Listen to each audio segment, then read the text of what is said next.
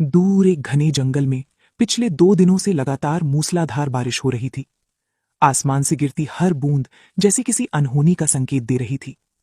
तेज हवा के झोंकों से पेड़ झुक रहे थे और पूरा जंगल खामोश पड़ा था, क्योंकि इस बारिश की वजह से सभी पशु पक्षी अपने अपने घरों में कैद होकर रह गए थे।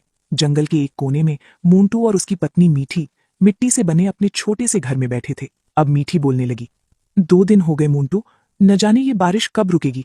अगर ऐसा ही चलता रहा तो हमारा घर पूरा पानी पानी हो जाएगा। अब मोंटू बोला, यही चिंता तो मुझे भी सता रही है मीठी। काश हमारा घर भी पक्षियों की तरह ऊंचे पेड़ों पर होता तो हम सुरक्षित रहते। अब मीठी बोली, लेकिन ये मुमकिन नहीं है मोंटू, हमें कुछ तो करना होगा। अब मोंटू बोला, इतनी तेज बारिश में हम कर भी क्या सकते हैं। चलो खाना खाकर सो जाते हैं, अगर सुबह बारिश थमी तो कोई रास्ता सोचेंगे। दोनों ने चुपचाप थोड़ा सा खाना खाया और सो गए। लेकिन कुदरत कुछ और ही तय कर चुकी थी। आधी रात को अचानक अब मीठी घबराकर बोलने लगी, मोंटू मोंटू आंखें खोलो, देखो घर में पानी घुस आया है। मोंटू उठकर देखता है, पानी तेजी से घर के अंदर भर रहा था। अब मोंटू बोला, अरे नहीं, जिस बात का डर था वही हो गया। अगर देर की तो हम यहीं डूब जाएंगे। चलो जल्दी बाहर निकलो।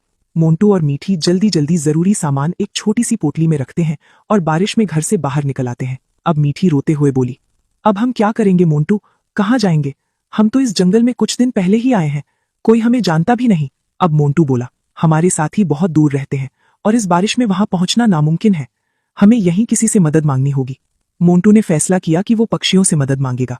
वो पीलू चिड़िया के घर पहुंचता है। अब मोंटू आवाज लगाता है, पीलू, अहो पीलू, कोई है क्या घर में, मुझे मदद चाहिए। अब पीलू बोलने लगा, कौन है जो इतनी रात को गला फाड़ रहा है। मोंटू पूरी बात बताता है। अब पीलू बोला, देखो मोंटू, मेरे घर रिश्तेदार आए हुए हैं, मैं खुद एक कोने में सो रहा हूं, तुम्हें जगह नहीं दे सकता, किसी और से पूछ लो।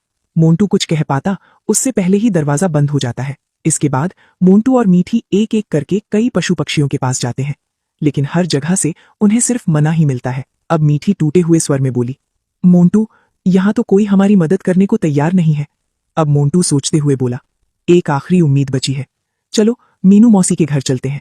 मीनू मौसी जंगल में अपने लालच के लिए जानी जाती थी। अब मीनू मौसी बोलने लगी, अरे वाह, मुझे तो वैसे भी इस बारिश में नौकरों की जरूरत थी, 2-2 नौकर खुद चलकर आ गए। वो उन्हें घर में तो ले लेती है, लेकिन शर्त के साथ। अब मीनू मौसी बोली, जो काम मैं कहूं वो सब तुम्हें करना होगा, झाड़ू पोछा खाना बनाना सब कुछ। मजबूरी में मोंटू और मीठी हाँ कर देते हैं। आने वाले दिनों में मीनू मौसी उनसे ज्यादा काम करवाने लगती है।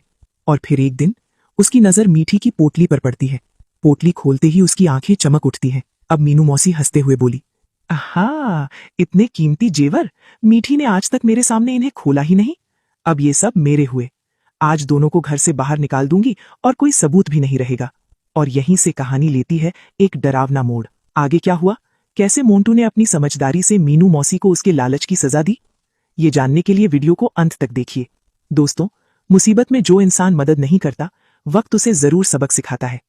ऐसी ही दिलचस्प कहानियों के लिए चैनल को सब्सक्राइब करें और बेल आइकॉन जरूर दबाएं। ऐसी ही दिलचस्प और सीख देने वाली कहानियों के लिए जुड़े रहें। जहां हमने कहानी छोड़ी थी वहीं से अब सबसे खतरनाक मोड़ शुरू होता है। मीनू मौसी के हाथ में मीठी की पोटली थी और उस पोटली के अंदर वो चमकते हुए कीमती जेवर। अब मीनू मौसी मन ही मन बोलने लगी, आहा, इतने कीमती जेवर, मीठी ने आज तक मेरे सामने इन्हें खोला ही नहीं। अब ये सब मेरे हुए, आज दोनों को घर से बाहर निकाल दूंगी और कोई सबूत भी नहीं रहेगा। शाम ढल चुकी थी, बारिश अब भी रुकने का नाम नहीं ले रही थी। कुछ देर बाद मोंटू और मीठी मकई के दाने लेकर घर लौटते हैं। अब मीठी बोलने लगी, मीनू मौसी, देखिए हम आपके लिए मकई के दाने ले आए हैं, अब आराम से इन्हें खाइए। अचानक मीनू मौसी का चेहरा गुस्से से लाल हो जाता है। अब मीनू मौसी चिल्लाने लगी, हे भगवान, ये सड़े गले दाने मुझे खिलाकर मुझे मारना चाहते हो ताकि मेरा घर हड़प सको। अब मोंटू घबराकर बोलता है, नहीं मौसी, ऐसी कोई बात नहीं है, हमारा कोई गलत इरादा नहीं था। अब मीनू मौसी और जोर से बोलती है, बहुत हो गया, मैं तुम्हारी चाल समझ गई हूं, तुम दोनों को अपने घर में पनाह देकर मैंने बहुत बड़ी गलती कर दी। अब मीठी रोते हुए बोलती है, मौसी, कम से कम हमारी पोटली तो लौटा दीजिए। अब मीनू मौसी हंसते हुए बोलती है, पोटली, अरे इतने दिन मेरे घर खाया पिया है, उसकी भरपाई कौन करेगा।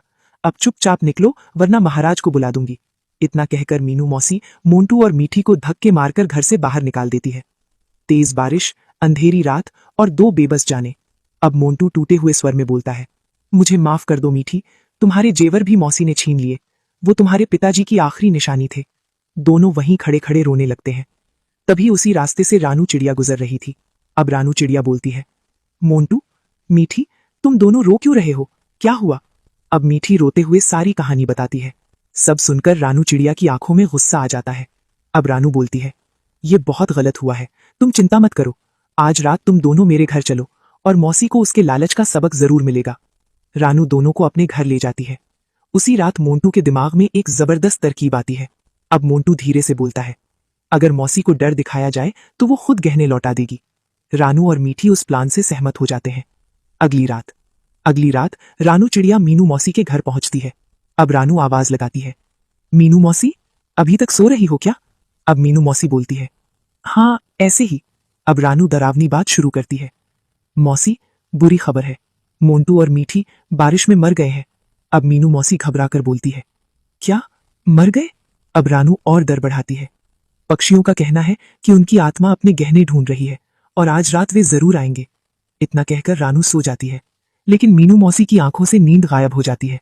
डर के मारे उसका गला सूख जाता है। वो पानी पीने उठती है और तभी डरावना साउंड। उसके सामने भूत बने मोंटू और मीठी खड़े होते हैं। अब मीनू मौसी कांपते हुए बोलती है, माफ कर दो, मुझसे बहुत बड़ी गलती हो गई, ये लो तुम्हारे गहने।